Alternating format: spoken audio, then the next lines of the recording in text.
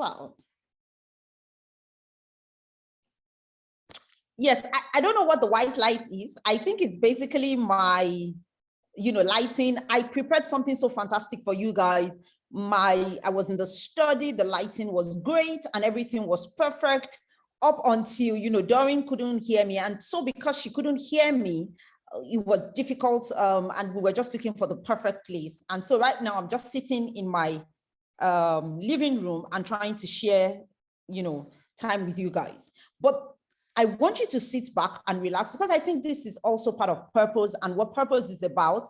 And it literally tells me or shares with you how I actually stumbled into my own purpose. I actually got into the place of what I currently do today.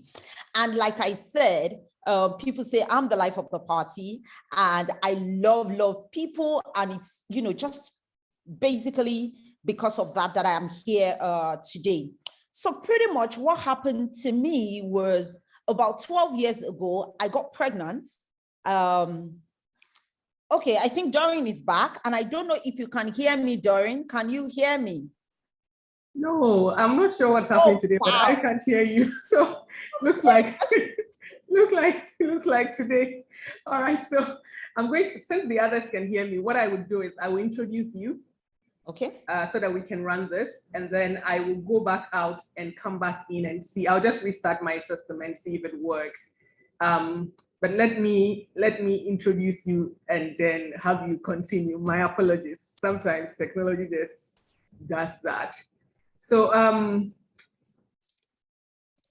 let me stop sharing this. Let me get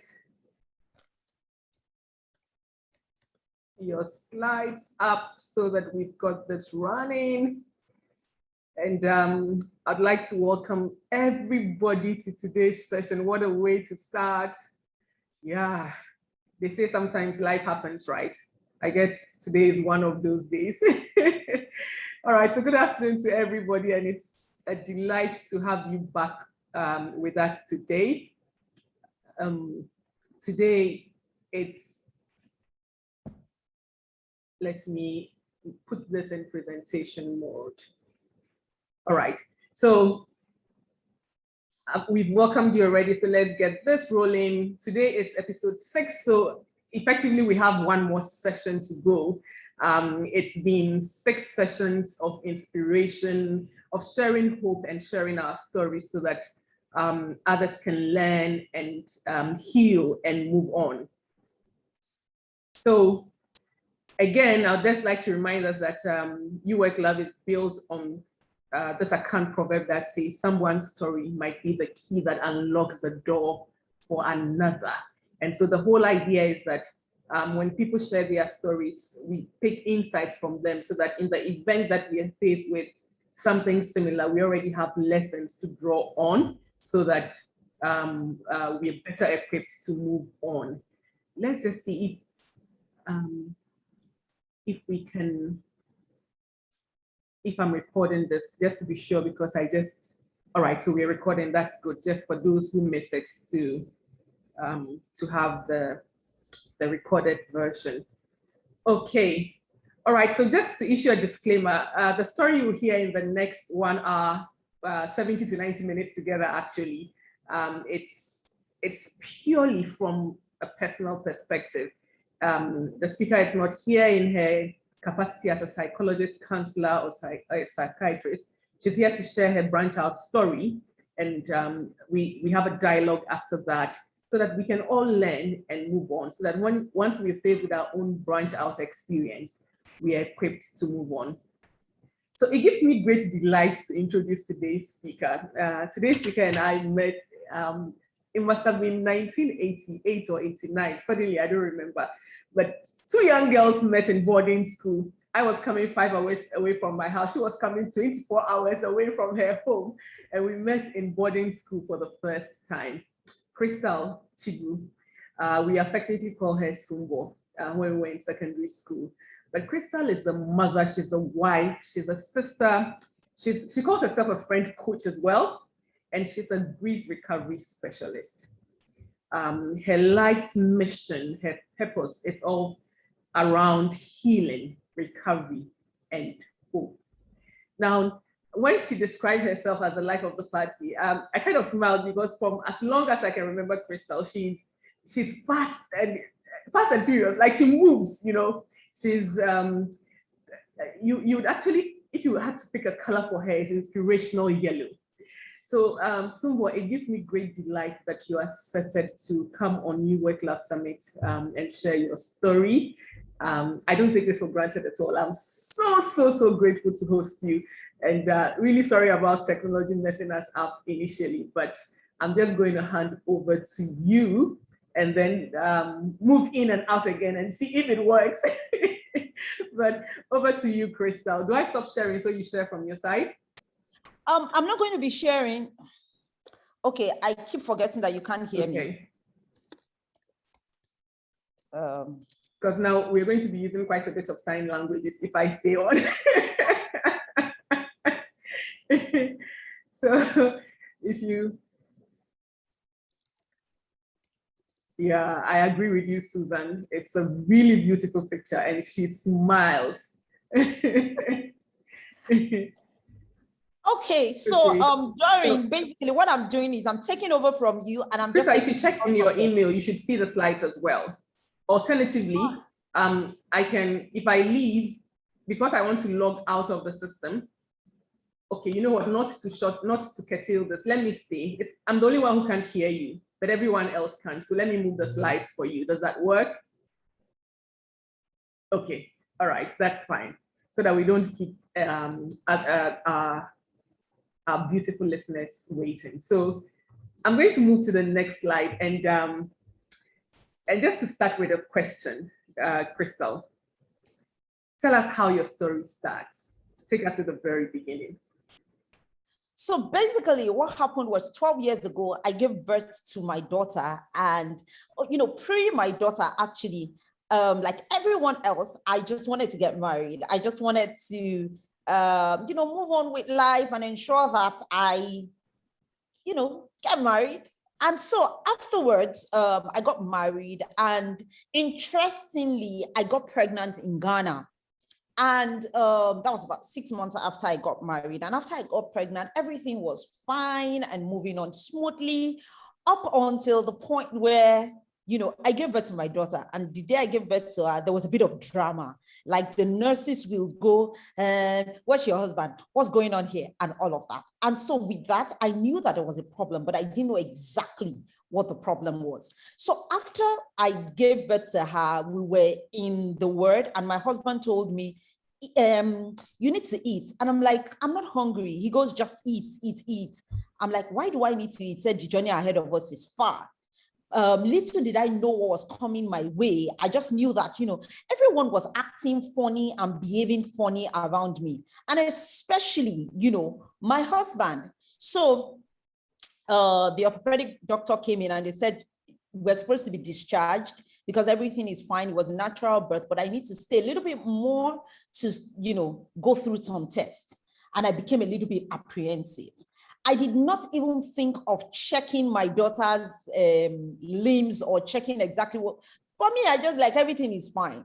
My mom is Yoruba and my husband is Igbo. So when my mom came around to see me, I just knew that, you know, she had her hands on her head most of the time. She would put her hands on her head. She'd be like, what's going on here? What's this all about? And for me, I was like, what's going on? And then when it's time to tell me what's going on, everybody shush. Everybody just will keep quiet. And I was like, you guys should tell me, I can take it on, you know, and nobody said anything until the doctor came and actually took a look at my daughter's leg and then told us that there was a problem. Initially, we thought it was just a club foot and, you know, everybody would just, you know, it would be fixed.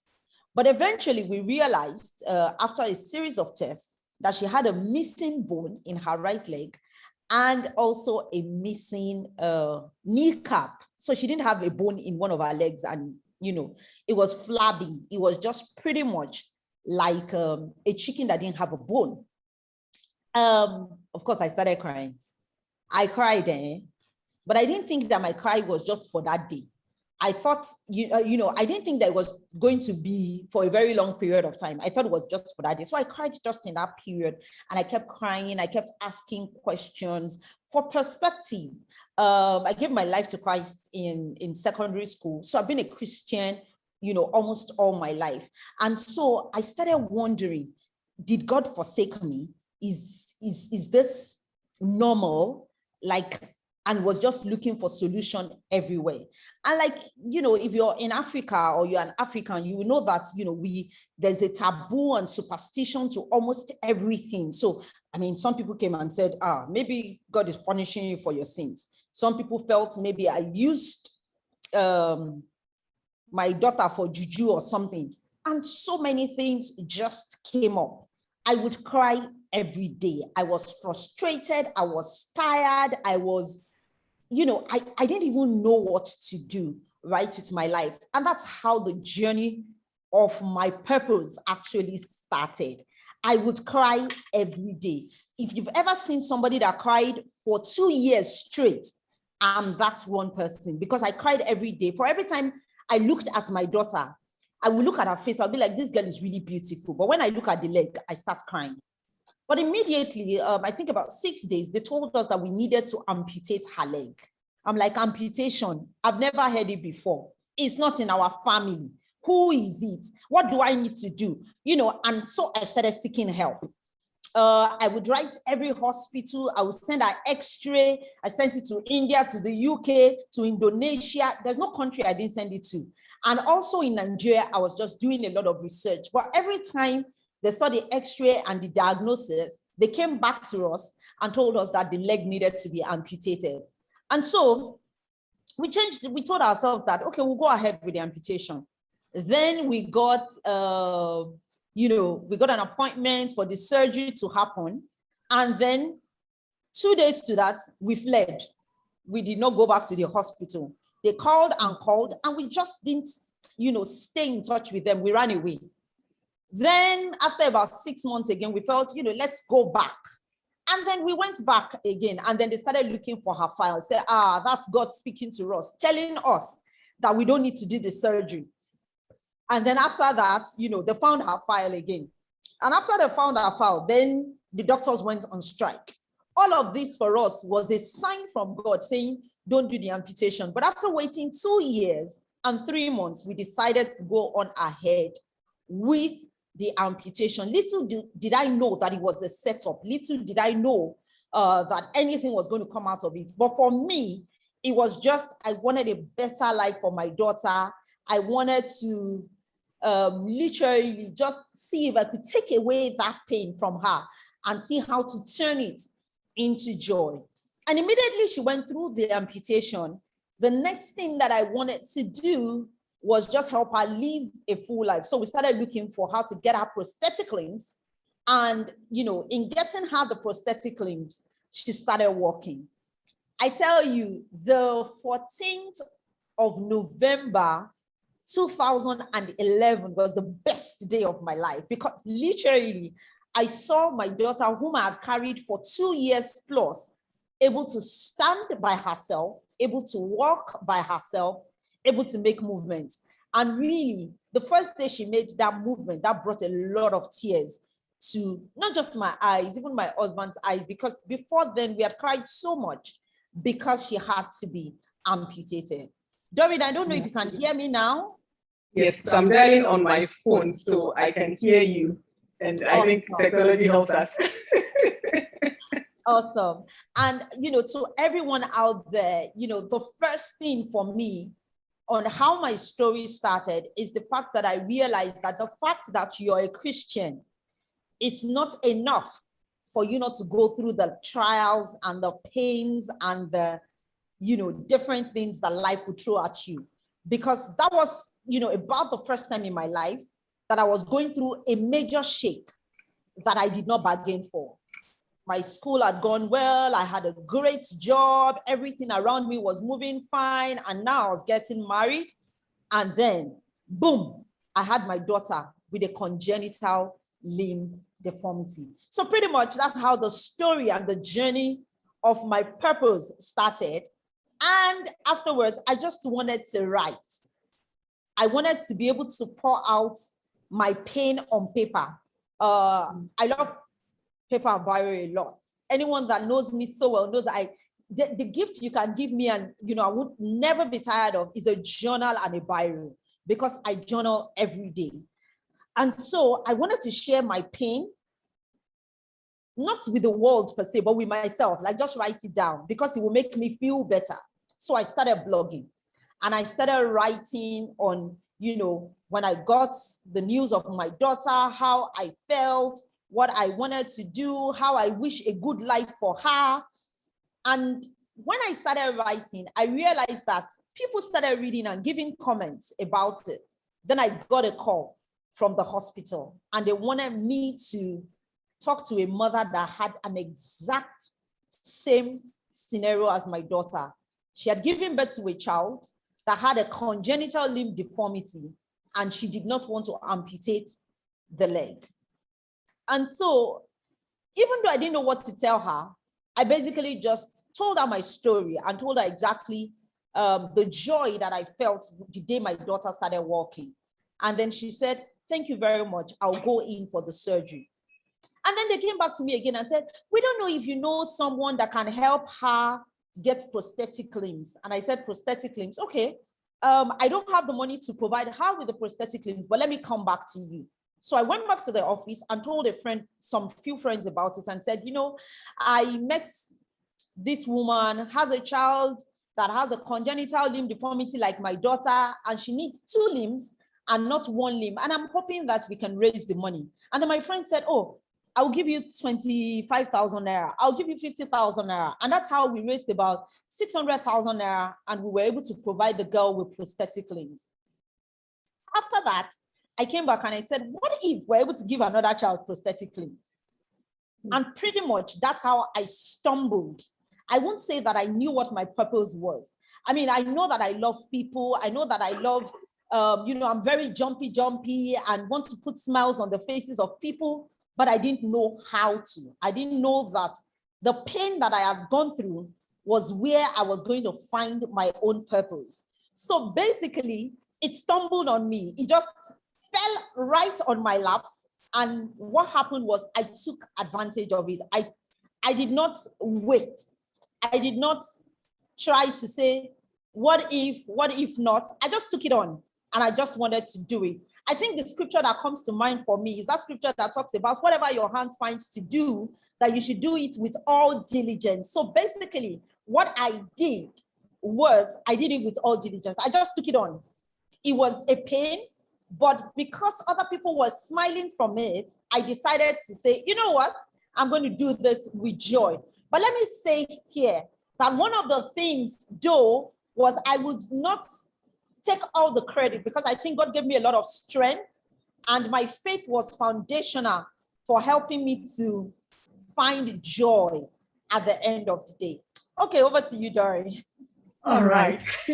So that's actually more than the start. That's taking us right into it. And thank you so much for sharing that.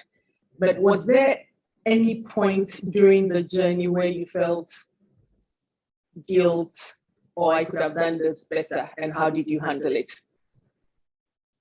Pretty much through the journey, I'm not sure that I actually felt any form of guilt, because I think I pretty much thought I did everything well, but my issue was with God, right? Mm. Why would I felt like I was justified? I serve God, I'm born again. You check all the boxes. You were one of those good girls in schools.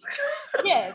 So, I mean, I waited, and I know that there are probably a lot of people that waited longer than I did, but I married about the age of 30.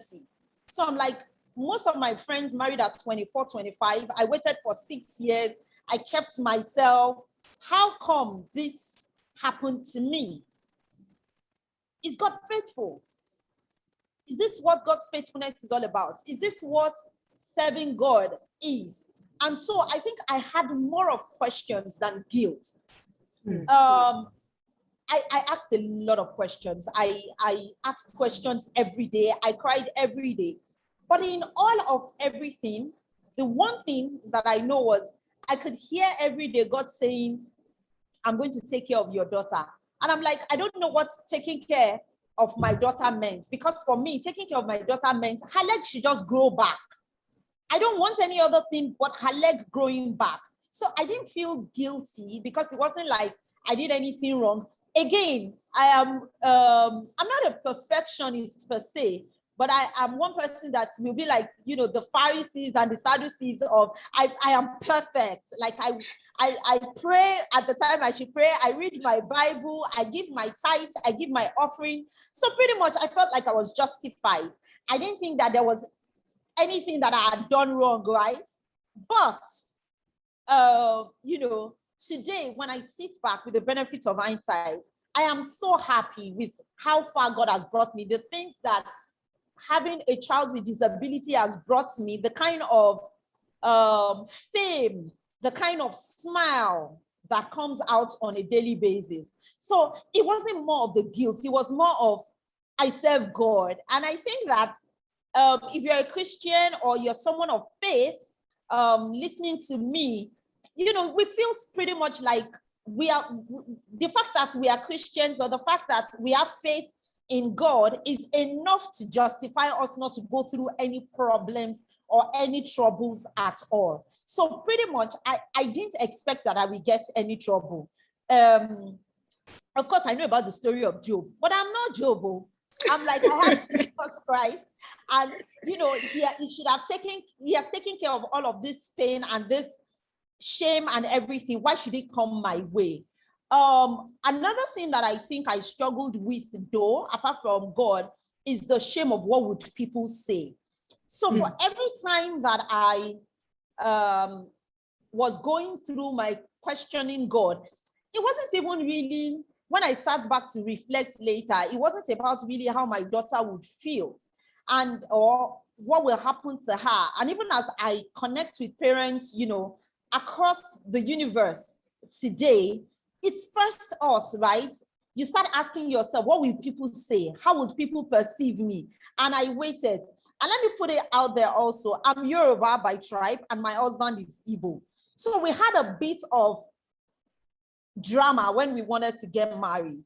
And it was almost as if, don't get married to this Igbo guy or don't get married to this Yoruba guy and all of that. So immediately my daughter came out with a congenital limb deformity. The first thing was, maybe this was why we didn't want them to marry. It's like we couldn't put our hands on it, but maybe this is the reason. So pretty much, all of those questions in my face, all of the confusion, and when I think about it, I cry. I just break down and I cry and I say, God, but why me? And I remember in one of those cases, my husband asked me, why not you? And I'm like, why me? Why am I the one that is supposed to go through having to take care of a child with disability? I mean, I have attended naming ceremonies of my friends. No one, not one person in my family gave birth to a child with disability. How come it is me? But again, I'm in a place of gratitude today. It's been 12 years plus, and I am really grateful. Thank you so much. And it's good that you mentioned your husband. How did all of this, what kind of effect did it have on the relationship between your husband, your marriage, and raising Beulah, with an unexpected gift? How did you navigate that terrain when she was first born with all the questions and then your marriage? I think that it's the first time somebody is saying it's an unexpected gift. And I'm going to keep that because, really that's true. Because the gift that I was expecting from God, I'd already bought pretty shoes and then gave birth to a child that could not wear those shoes, right? I'd bought a lot of things. I love shoes. So pretty much I got her shoes. I had pink shoes. I had different kind of shoes. And then all of a sudden she couldn't wear any of those shoes. But what this did to us was it made Zubi and I become closer. Especially because we're coming from the background of everybody was saying it's not in our family. You people were not supposed to get married. So we established it very quickly that we only had the two of us. We did not have anybody else. we had just ourselves and God. So we became closer. There were times when, you know, I would be the one that would be so down and crying, and it would be the one encouraging me and saying, just be strong. We're going to get through this. Let's go for another test. Let's go for another, you know, see another doctor. And there will be sometimes he's the one that is really down. And I'm like, what's going on? I think we never blamed it once on ourselves or blamed it on even our daughter. What we did basically was just try to raise her in the nurture of God. We tried to speak life to her. We tried to, every time we look at her, we remind her that she's beautiful. We got stronger and closer because, again, we had to go for all the tests. Like every week, we were going for x-rays. We were going for one check or the other. He would do a research and say, I just saw this technology. Let's try it out. Let's send this email. So consistently, we were doing that. I'll say he's an amazing person because he really helped shut out all the noise. And I think usually sometimes when you're, as much as it is good when you're going through your pain, to be in touch with people, to listen to people, to have a lot of people around you, there's also a place of shutting out the noise. You need to shut out, you need to keep everything else quiet. I think one of the things he helped to do was to keep at bay all the other voices. We were not listening to so many voices because initially, I mean, some people will come and say, let's go to the herbalist, right? Some people suggested herbalist to us in the bid to say they're going to help. Oh, it's just tradomedical science. It's going to be fine, you know. And he helped with shutting out that noise and saying, you know, God was enough for us and medical science was enough. So we weren't looking into too many places. There were options, but before it even gets to me, it helps to shut it out. So it's probably something for somebody out there to realize that with what you're going through, as much as you need to listen to a lot of counsels, you need to shut out the noise. You need to be able to stay on the balcony, like I call it, and try to reflect and see. Because when you stay on top, you can see farther. But when you're in the midst of everybody, listening to everything, listening to every voice, there's so much noise, right? You can't concentrate. So it's important that you are able to shut out the voices and stay ahead. Amazing. Amazing. I'm happy that you're talking now about other people. So you shut down the noise, stand on the balcony, but did you have any other support system that you counted on during the process? One of the things that even till date, I tell people is, and I had a YouTube video up recently, and I was talking about the essence of people. You cannot underestimate the importance of having amazing relationships, and especially when it comes to parenting a child with disability or managing someone with disability or managing situations. You need a network of people that are perfect for you and are important for your life. So we had our friends. We had a few friends that helped, especially with research and reminding us of the word of God. We had also the network from the church. In fact, let me tell you guys what happened on the day of the surgery. We had waited 2 years and 3 months to do the surgery. So we had our first 6 months of, we got booked in and we disappeared. We had our file go missing. We had the, strike of the medical personnel. And finally, we went in for the surgery. On the day of the surgery, we had our pastor at the, in the hospital. We had a few friends that were there, and we had some people from family that were there. And, about the time when Beulah is the name of my daughter, was going into surgery, I just gave birth to my son. So my mom had to stay at home with my son to take care of my son. So pretty much you can't shut down everybody. You need to also have that support system, that network that holds your hand. Because sometimes Zubi and I, we were really tired and, both of us were down, but our friends were there to hold us up. So what we did basically, as we shut out the other voices, was to recognize the kind of voices we wanted to hear. The people that encouraged us, the people that spoke strength to us, the people that reminded us of the word of God, and those were the people we surrounded ourselves with at that point. Interestingly, Doreen, every time we have an event today, those set of people are still in our lives. They've been in our lives for over 13 years, and they're still the same set of people. They're still the same people we reach out to. They're still the same people when we have an event. Even when Irede Foundation started, they're the same set of people that gave to the foundation first. Because again, you need that network. I'm reminded of Aaron and Hur, right?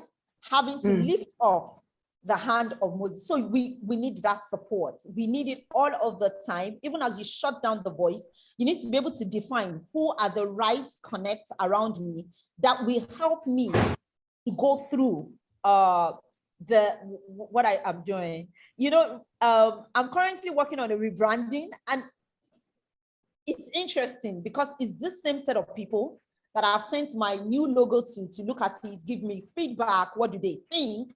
So it's not just people that stay with you in terms of joy or pain alone, but you know, you're able to share good times, bad times. They're able to give you feedback and let you know when you're going in the wrong direction. Great. So did you ever work with any professional apart from the medical doctors? Did you ever reach out to psychologists, coaches, any of those professional health professionals? I did not. But I did not reach out, not because I didn't know that I needed that kind of help at the time. Today, when I work with people, I recommend for them to see different coaches, depending on what you're going through and who you need to talk to. If I knew, I would have probably gone through therapy.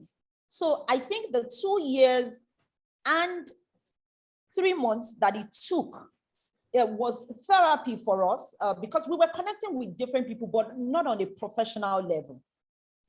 I mean, I remember very vividly what God told me, and also my husband told me. He said, eat, because the journey ahead of you is far.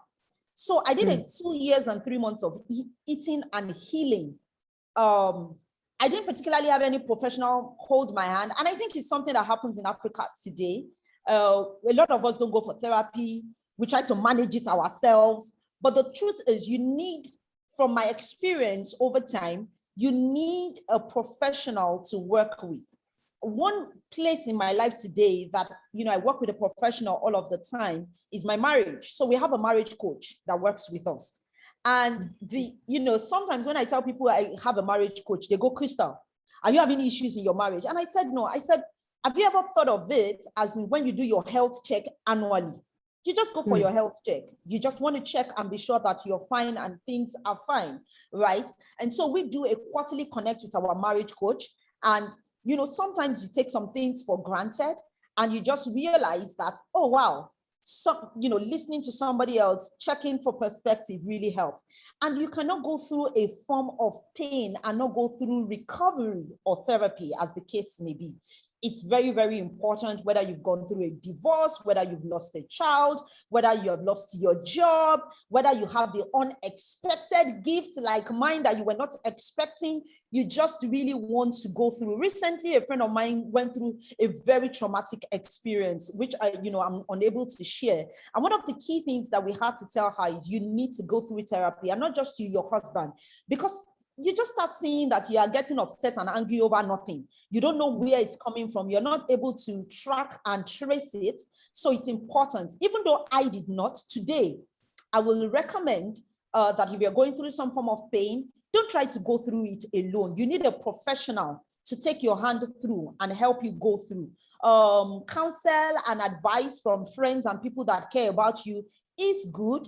But, you know, there are people that are trained and have learned how to help you go through that journey. One of the things that I've heard people say a lot of the time when you're going through pain is, don't worry, it is well, it's going to be okay. How do you know that it's going to be okay? Have you gone through it before? Do you know what I'm going through? And people tell me, Krista, don't worry. I mean, once somebody told me it's just an amputation, you get over it. I said, oh my God, you don't know the pain that goes through it. You don't know what it feels like looking for a shoe. And my daughter really wants to wear a shoe, but there are places where I only get shoes to buy for her. You don't know what it feels like when she wears her clothes. She just bought a jean and she wears it and it tears the next day because her prosthetic limb is going to tear it. You don't know what it feels like when she trips and she thinks she tripped because she is using an artificial leg. You don't know what it feels. There's so many things. You don't know the pain of a miscarriage. So don't just tell people, it is well, don't worry, another child will come. Don't worry, it's not just a miscarriage. So pretty much there are people that are trained, even though I didn't go through it. Today, in different phases of my life, I'm now working with coaches. When I lost my sister, I actually had to go, I worked with a therapist. So I would recommend that should you be going through any form of anything, look for a professional in that field that is going to hold your hand, a coach that has been through. It could be your business, it could be anything. You need a coach to take you through and help ease the journey and help you to recover. All right, thank you. So let's talk about making jollof now. So you went through the gift of the unexpected. You've walked us through your journey, accepting it, your marriage, your support system, talked about raising Beulah. Let's talk about making jollof and Oh my God. How was your business born? I think you should trademark that thing. When life hands you tomato, you make jollof out of it. I think that's absolutely amazing. Before now, I've always called it, turning my lemon into lemonade. But, after I met you, talk about it, I now talk about turning my tomato, turning it and using it to make jollof. So pretty much after Beulah started walking, it started by me just thinking about what is going to happen to Beulah when she wants to get married. What if somebody tells her, you have one leg, so because of one leg, you're not going to get anyone to marry you? So I started thinking of how to make a better place and a better, live a better country for Beulah, where she would live without discrimination, without stigmatization. And so for me, it was just give her artificial limb, let her go to school, let her have all the good things of life. Until I met a woman whose son was, I won't say amputated. She gave birth to him with a congenital limb deformity, but a missing hand. And she had kept this boy at home for 2 years. The boy had no friends. She shut down her business and everything was just upside down. And so somebody told her to come talk to me so that I could help her and just tell her my story. And so I think the first step in making jollof is sharing your story. We are all not going to be able to share our stories at the same time. So it took me 2 years and almost 3 years to be able to share my story. For some people, it's 6 months. For some people, it's going to be 10 years. But I think the first step, and I think this making jollof step is actually the step to recovery, is going to be being able to share your story. And honestly, what I just did with this woman was to share my story. I wasn't thinking to start a foundation. I wasn't thinking to help 1,000 families. I just was thinking, let me just share my story so it can help one person. And so really, it's making food first for one person before you start thinking of a lot of people. And so after I spoke with her, she asked if our son could be friends with my daughter. And I ticked that box. I said yes. She asked if she could follow me to church. Before then, she had stopped going to church. She had stopped interacting with anybody because she said people were talking down on her and stigmatizing her. And so she didn't want to interact with anybody. And so when she followed me to church. And so when we got to church, she asked me and said, is this how it is in church every time? I said, yes, that's what it is. And then the next thing I did was to help her get her child into school.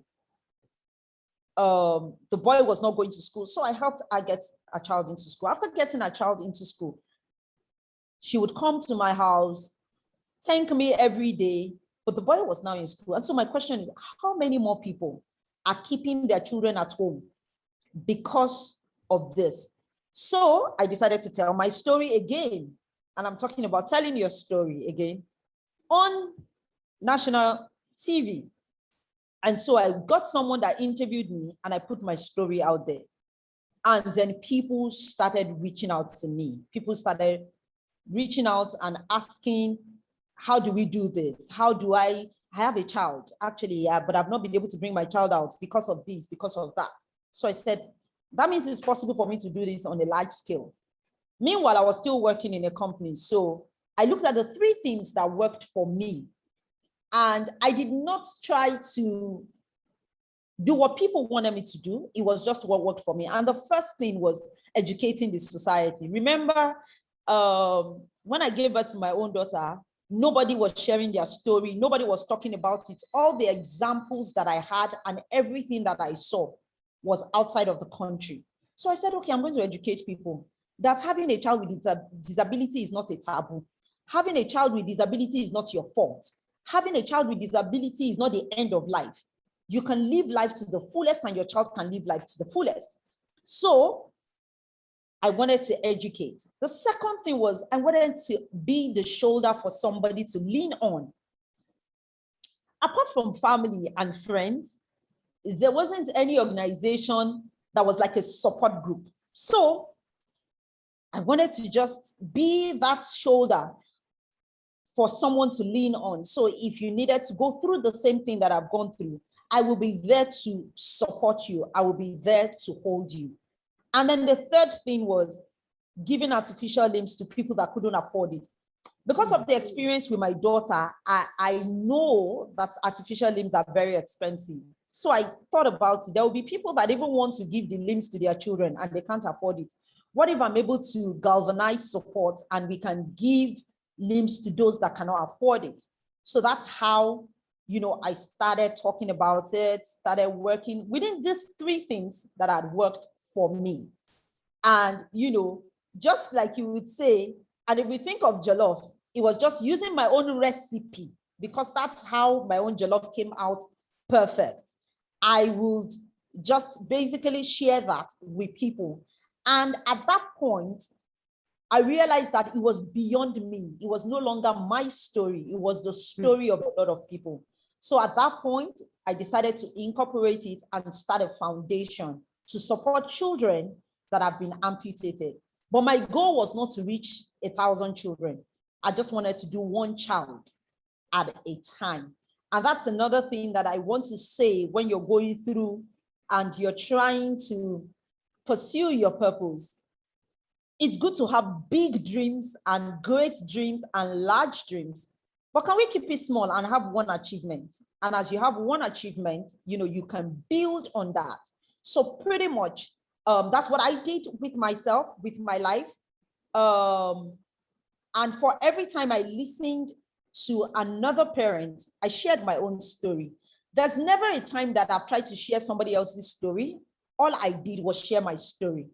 And there's never a time it is not resonated with people, because in sharing my story, you see yourself as a parent. In sharing my story, you have the story of the child.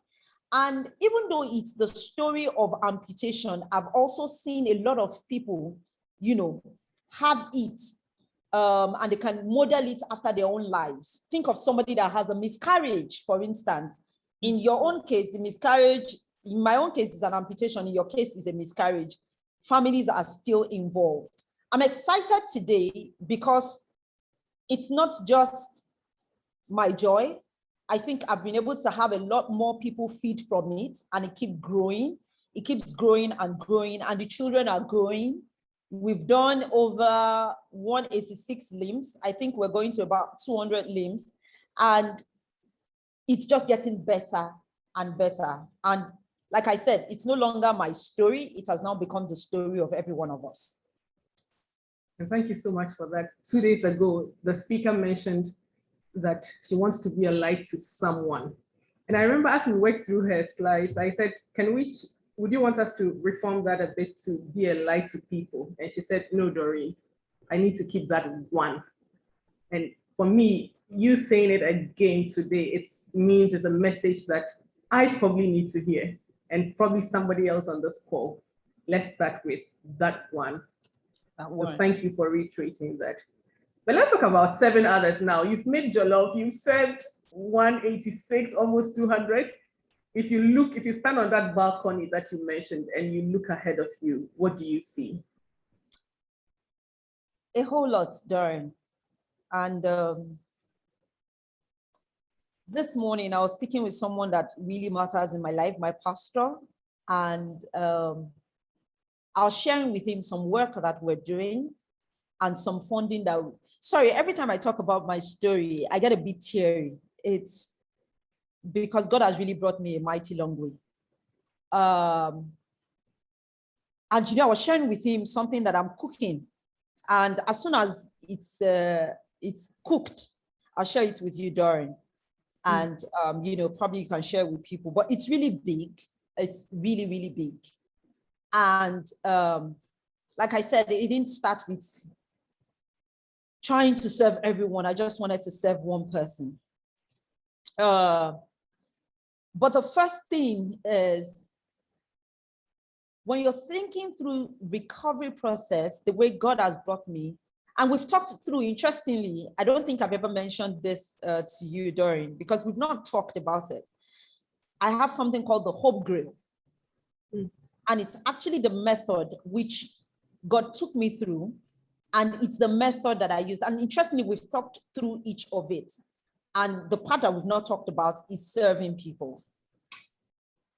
For every time you do something for someone else, you have a joy. Something that you were not forced to do. There is joy that wells up inside of you. And there is light that comes in. I told you about the one person. So what happened was that one person told another person about it and brought someone else. And so that's how we started getting recommendations for people, for more people that wanted limbs. We didn't start publicizing and saying, oh, we're giving limbs. The people that got limbs, when they go for their clinic days and they see someone else that doesn't have an artificial leg, they tell the person, I know this organization that is giving people limbs. Reach out to them. They don't need to know you. They will work, they will give you limbs. And so as we started doing that, the media picked it up and then they started talking about it. Just 2 years ago, I got a call from somebody from Georgia, and it was CNN, and they wanted to interview me and the work that we do. And after the interview, more people got to know about it. So I started getting calls from outside of Nigeria. And so I knew it was time to start working beyond the shores of Nigeria. I knew that, I had a call now to Africa to go to more people. Even though when I wrote down the mission statement, it was to Africa, I didn't know how I was going to get through to all of those people. But immediately the CNN interview happened, the BBC interview happened, it was time. It just kind of flipped, and more people started reaching out from Liberia, from Ghana, Sierra Leone. People started reaching out to me from South Africa. Some people even asked me, can we have a franchise of your organization? We like what you're doing and we want to replicate it. Can you just teach us what you do and then let it be like a franchise if you want us to pay? And I'm like, no, the idea is not for you to pay, but it's exciting that I can see it grow. What happens when you do it diligently and consistently? Other people will feed from it. And it's important that when you're doing it also, you do it with a bit of excellence. As you do that, they pretty much come to the table. Again, and I know this is not a Christian event. And Doreen, I don't share scriptures like this, but I have another scripture that has come to mind, which basically is where the carcass is, the eagles gather. Once it is there will be a gathering. People basically just pull and come in and take from it, and then they share it.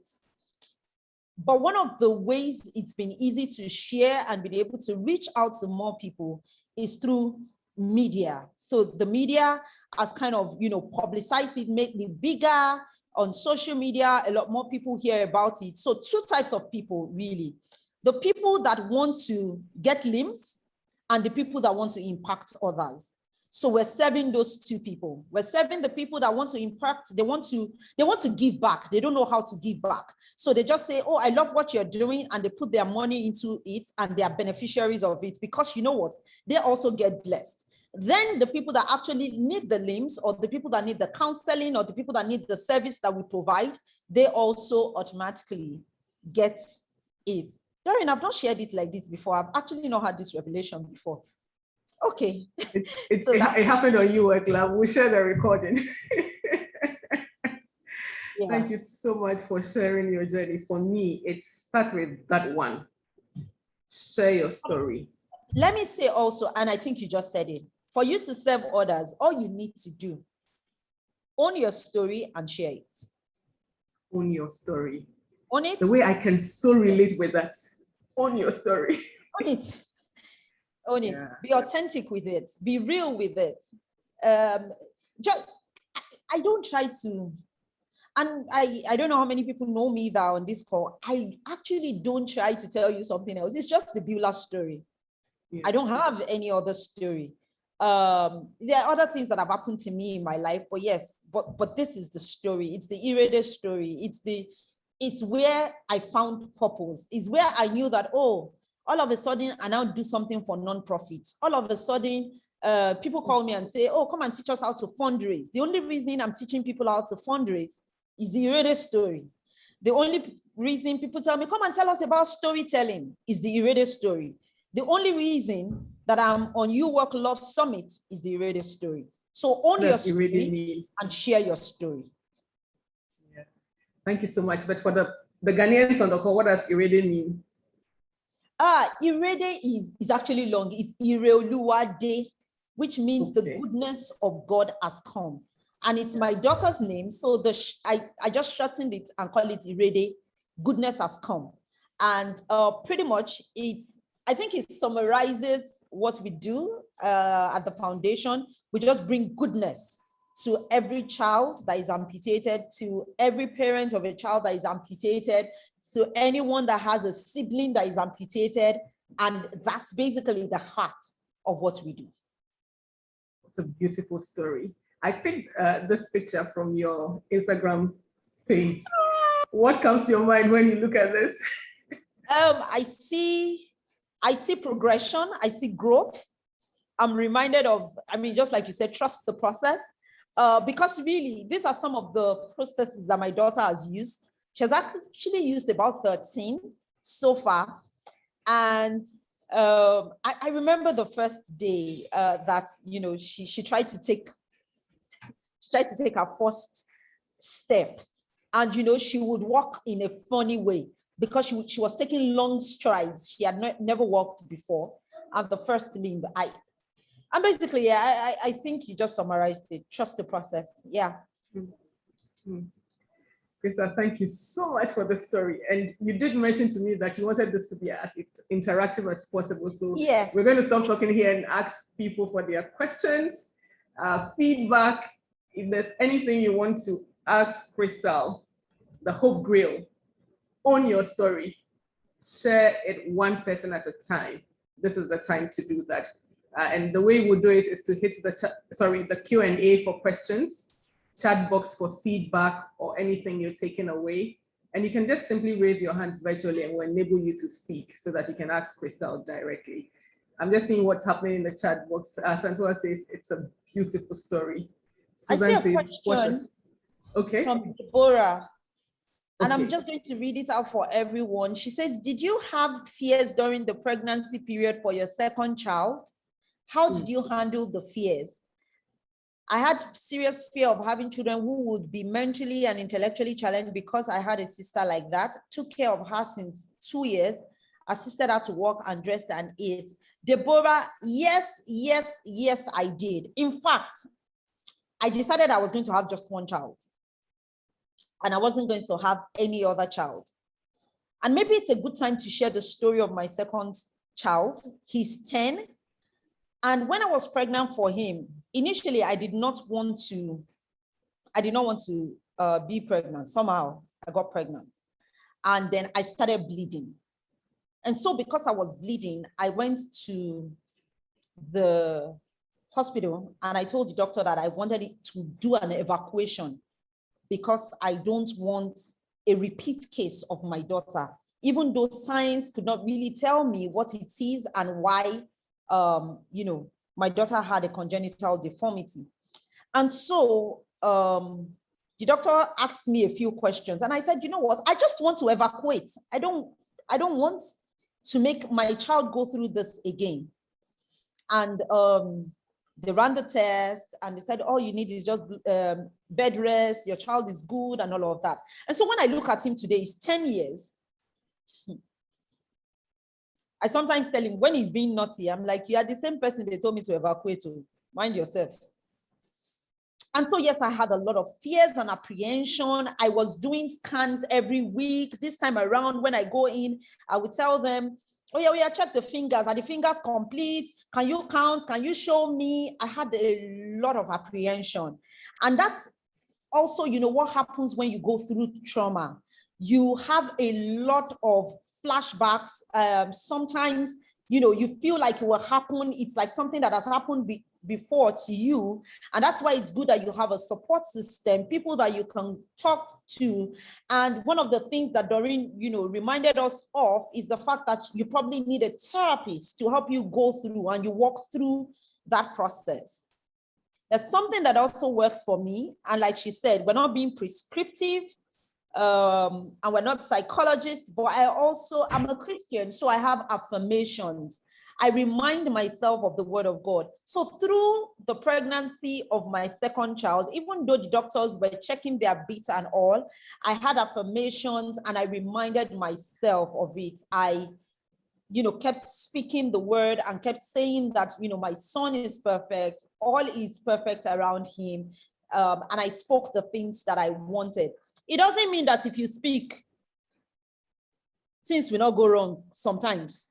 Things sometimes go wrong. But what I have been assured of over the years is that God takes you through and doesn't give you what is bigger than you. So, Deborah, I have an assurance that your pregnancy will go well and your child, will be fine. And they're just fears. It's just part of being a human being. And it's okay to be human, right? Because we're not, spirits as it were. We're spirit beings, but we're not spirits. And, you don't know. And it's just okay. But be reminded, work with support groups, work with people that will help you through that process. Yeah, let me shut up and allow somebody else to ask their question. Thank you so much, Crystal. And thank you for aligning your faith with your affirmations. I once heard somebody say that she's Christian, so she doesn't use affirmations. But from what you've said, you can actually affirm from the word of God as well. Thank you, Crystal. Doris says, amazing. Thank you very much for using your tomatoes to make enough jollof to go around the continent. Thank you.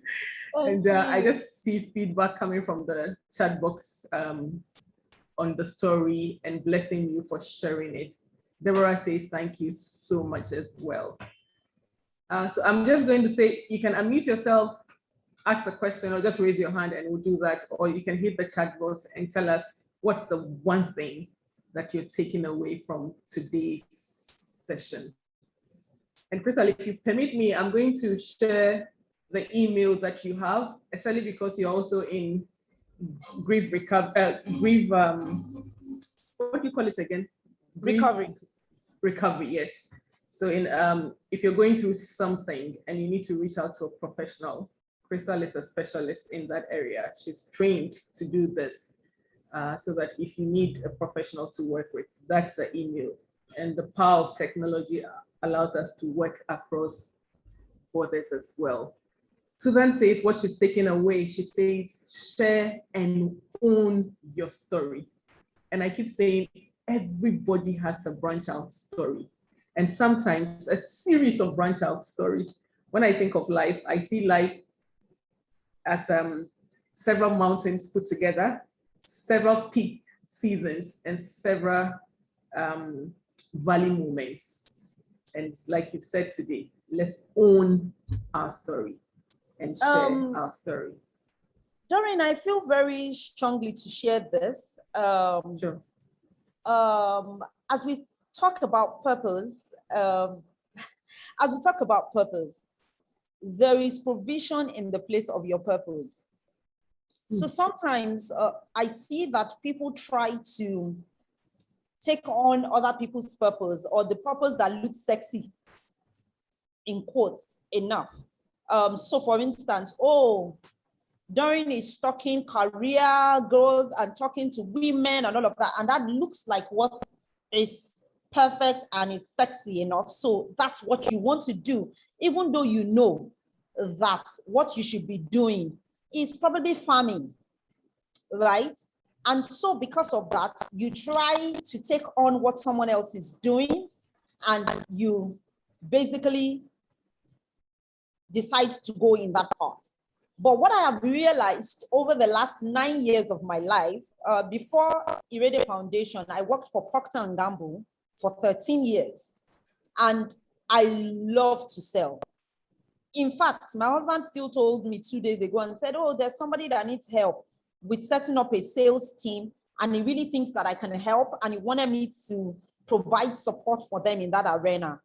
And I love doing that. I love selling all of the time. However, what I've realized is that there's so much provision in the place of your purpose. Whatever it says that you finally go after and that you're doing and you're convinced about, first, you know it because you have so much peace within you. I've left paid employment now to work for the Irede Foundation over the last 7 years, and I have not lacked anything good. While I left, I built a house. While there's nothing I've really wanted that I have not been able to get. It might be a little bit delayed, but it actually comes through. So the first thing is that there's provision in the place of your purpose. The second thing is that there is fame in the place of your purpose when you're doing what you should be doing. Before Doreen and I connected again, I mean, I knew about our work. I would see it online. I would follow through. And I'm just like, Doreen is doing absolutely well where she is. So there is fame in the place of your purpose. What has happened with me is, it's not just the CNN story. So recently I was talking to someone, and the person, I reached out to a grief recovery specialist. And the person, the first line, our opening line was, when you reached out to me, I was wondering why someone on Wikipedia would reach out to me. Guys, I did not know I was on Wikipedia before that time. I didn't know. So I didn't know, because if you know how Wikipedia works, somebody needs to write up a Wikipedia page for you. It has never been one of the things that I wanted in my life. All my own was just, let me provide limbs for children, let me do that. And so when she said it, it did not sink until I wanted to apply for something, and they said, don't put your Instagram page, don't put your Facebook page, don't put your Twitter page. And I'm like, which other page am I going to put? So I went online to see if there were stories about me that I could just put the link, and I saw that I was on Wikipedia. So fame comes in the place of that purpose. Purpose is that place where you are complete and satisfied and full. It doesn't mean that there won't be pain in the place of your purpose. The fact that you're working in purpose does not mean you will not have pain. It doesn't mean that it will not be tedious. I work a lot.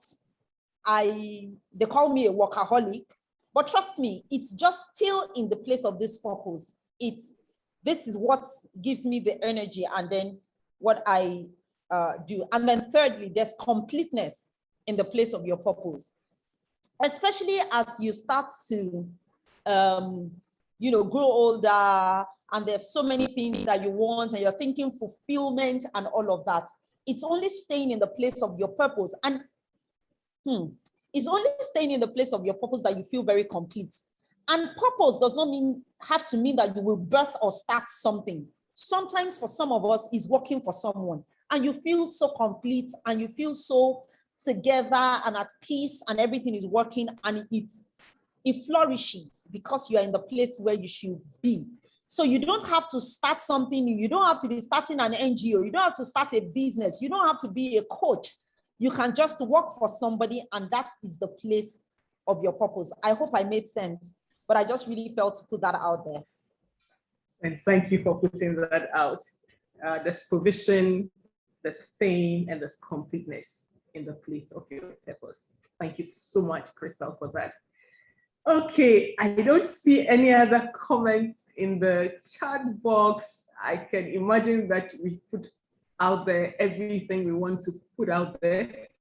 But tomorrow is the closing session. We have a very inspiring story with Fuad as well. And then we'll have a wrap-up session.